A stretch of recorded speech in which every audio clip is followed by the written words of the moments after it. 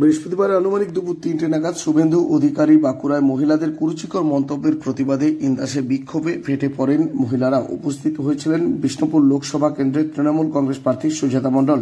শুভেন্দু অধিকারীকে ৪৮ ঘণ্টার মধ্যে ক্ষমা চাওয়ার দাবি জানান সুজাতা মণ্ডল।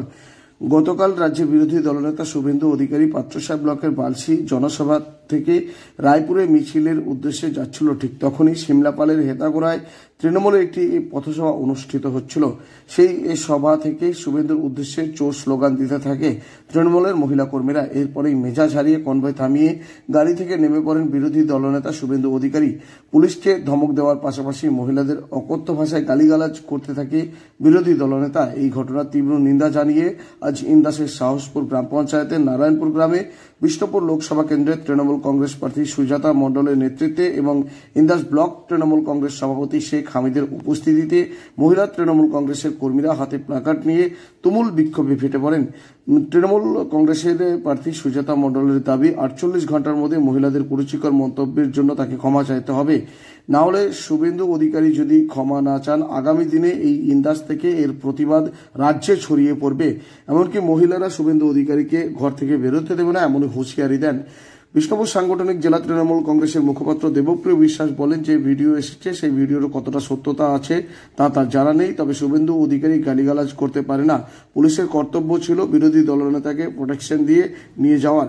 কে কি বলছে পরপর তাদের প্রতিক্রিয়াগুলি শোনাবো। কারণ কাল থেকে কোথাও যেন নারী হিসেবে না ভেতরটা জল ছিল।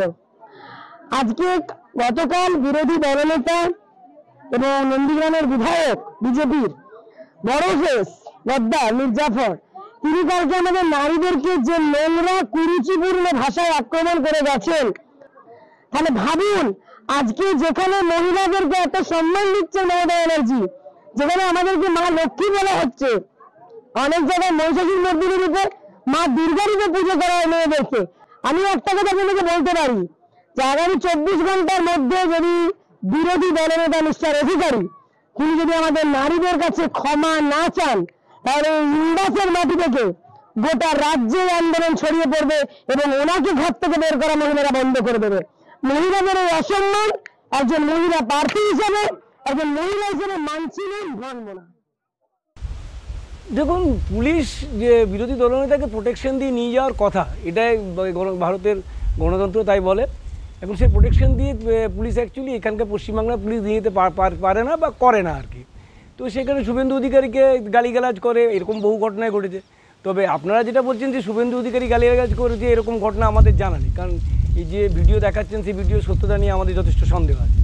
কিন্তু এটা দেখেছি যে বিভিন্ন টিভি চ্যানেলে যে মুখ্যমন্ত্রী জয় শ্রীরাম বলেছে মাঝ রাস্তায় বিজেপির বাচ্চা বলে লোককে দিয়ে করেছে, পুলিশ লেলিয়ে দিয়েছে, এসব ঘটনা আমরা দেখেছি এবং পশ্চিমবঙ্গের মানুষ সেটা দেখেছেন আর কি। ঠিক আছে, তাই শুভেন্দু অধিকারী ঘটনা সম্বন্ধে এটুকু বলতে পারি যে পুলিশের আরও বেশি করে বিরোধী দলনেতাকে আরও বেশি করে প্রোটেকশন এবং তার যাতে যাওয়া আসা করতে পারে, যাতে গণতান্ত্রিক অধিকার রক্ষা করতে পারে সে ব্যবস্থা করে দেওয়া উচিত। পশ্চিমবাংলার পুলিশ তারা এখানে দুর্বৃত্তদের প্রোটেকশন দেয়, শাহজাহানদের প্রোটেকশন দেয়, কিন্তু বিরোধী দলনেতাকে প্রোটেকশন দিতে পারে না।